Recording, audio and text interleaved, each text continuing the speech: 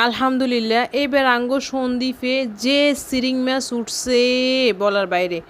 আর চিটংয়ে উঠছে কিন্তু খুব কম। আর চিটংয়ে যে দাম, সন্দ্বীপের দাম নাকি খুব কম সিরিং মাছের, কিন্তু চিটংয়ে সিরিং মাছের খুব বেশি দাম।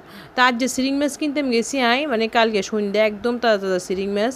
তো সিরিং মাছওয়ালাকে আনারগো সন্দ্বীপে যে সিরিং মাছ আনারা আঙ্গুর কিছু আনি দেন। তো যে মাছ ব্যবসায়ী মাছওয়ালা হয়েছে আঙ্গো পরিচিত, আর এক আয় কি বলে হেতে কি বলে বেশি করে মাছ আনি দিতাম।